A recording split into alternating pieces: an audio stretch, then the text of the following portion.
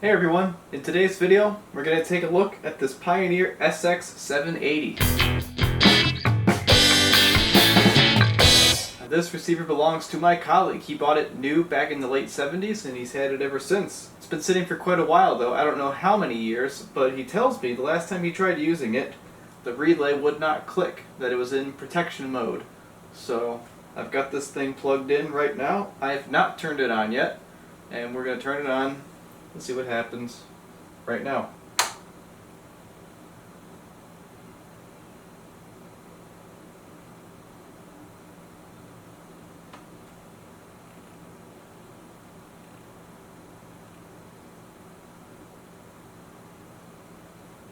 I think it's still in protection mode. I don't know the 780 too well, I've never worked on one, but I see relay in there, and definitely did not click. But what I do know about these X80 series Pioneer receivers is that they've got interesting output stages. This one uses Darlington power packs for the power amplifier on each channel, so they're known to fail, and I suspect that that is what has happened here today. Either the Darlington power pack failed and it's sending DC to the relay, or the protection circuit is not wanting to work anymore. It's one of those two things. So let's get the covers off of this thing and see what's going on inside. So let's check this thing out. This is from the X80 series of Pioneer stereo receivers, late 70s. This one is a little dirty, but it's nothing that can't be fixed with a nice little cleaning. Taking a look inside here, we've got our three little lamps here. We saw that they work. The X80 series is kind of interesting because you've entered the late 70s and they've gotten a lot better at packaging and PCB design. So, you know, like on the SX-737 we just looked at, and even the Marantz 2230 and that thing right there, the 2215B, you've got separate boards for all your stuff, but right here, you know, you've got your power amplifier section right here, and then you've got the preamp section over here. Back here you've got your filter capacitors, your transformer, and tuner board. Then on the other side we'll find our power supply. Actually, you know what, the power supply might be on this board too, because all we have is a fuse board under here. But here's what we're concerned with. The Darlington power packs. You've got one there and one there. You may have noticed that the relay is around here when we were looking at the top. First thing I'm going to do is whip out the service manual. Alright, service manual is kind of helpful. So here's your Darlington power packs, the STK50s. They both say STK50. I figured out that at pins 27 and 25 basically, that's going straight to the relay. It's the outputs from these things, I think. And if I follow the traces on here, I can see them going basically directly to the relay. So we'll try one of them and see if there's bad stuff at it. Okay, one of them is good, and the other one is far less good. So that would be 200 millivolts of DC offset. That's not right. This is much more in line with what you're going to want to see, but this, not so much. You can adjust the DC offset on this thing. So as you saw, we had pretty high DC offset on the one side. So I think this is the left channel. We had pretty high DC offset, so I was able to connect here, read the service manual, and you know, adjust it so that we can get it to 0. So we're at 0 on the left channel. And we go over here to pin 6. We are also at 0. What this means is the relay circuit might be tired. Something might not be wanting to happen. I'll start looking at the relay circuit and seeing, you know, what is driving that. What voltage are we supposed to be seeing there that we're not seeing. So I noticed that the protection circuit is driven by a PA3004 integrated circuit.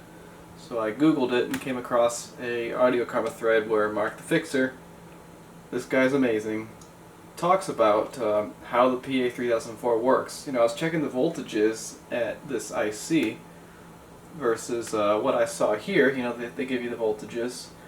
Wasn't lining up. Particularly pin 1 had nothing. So what I did was I read this, and he says there is a 13 volt power for it on pin 1. So that means that if pin 1 had no volts, the IC wasn't getting power, the IC couldn't run the protection circuit.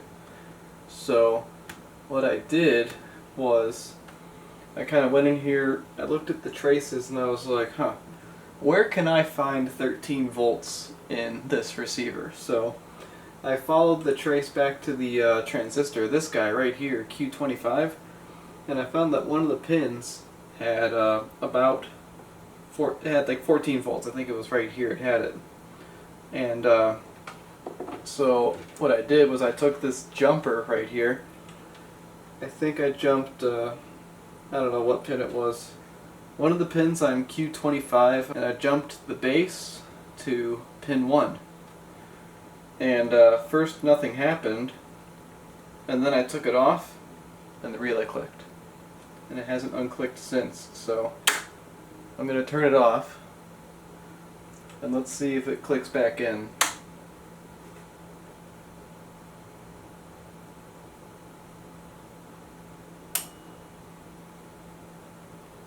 What did I do? I haven't changed anything. I didn't replace anything. I don't know what caused that. Okay, I've just spoken with my mentor and friend. What happened here is I disturbed a cold solder joint, and that made it so the circuit magically started working again. So let's zoom in right here. I'm going to show you what's going on. If we look at this thing, we've got our integrated circuit right here. These wires are in the way right now, but okay. This arrangement of pins right here is the PA 3004 integrated circuit. Pin 1 is this one. It is the one that's kind of separated from the rest of them. And if we follow this trace, follow the trace all the way up here, goes around there, and then goes up to right here. This thing right here. This is the emitter of Q25. Just by me touching this with the jumper, it disturbed it just enough so that we got continuity again. I'm going to do my best to show this. This is as close as I can get. Take a look at those solder joints, folks. Again, we're looking at these three right here. This transistor gets hot. It's got a heat sink on it, and what happens is after this thing heat cycles enough, the solder joints can get what you call cold. And it's basically where the joint will get so hot it kind of starts to melt on the inside, and after enough cycling, you've actually lost your circuit. So, lucky for me, the fix for this is easy. All you do is you take solder and resolder it. That's it. But I think for good measure, I'll clean these up first. Just get rid of the old solder. Now that we've done this, let's turn it back on again. I'll bet you the relay is going to click right in. Okay, so what just happened here? What happened is the transistor that gives power to the protection circuit gets hot, and the solder joints on that transistor got cold. We lost continuity, no more power to the protection circuit. So by reflowing that solder joint, we give power back to the protection circuit, the relay clicks in, everything's good. I did a little more than reflowing though. I removed the old solder and was pretty liberal with adding new solder to those joints. So it turns out my theories about the Darlington power packs were false. They're both fine. The relay did not have DC added, and even though the one Darlington power pack had 200 millivolts DC offset, that's not enough to trigger the protection circuit. I thought maybe it might have been on this particular model, but it's not. I don't know what voltage the protection circuit is looking for before it kicks in, and I don't really want to find out. So all that matters now is we know this works. That concludes this video. Thank you so much for watching. I will see you in the next one.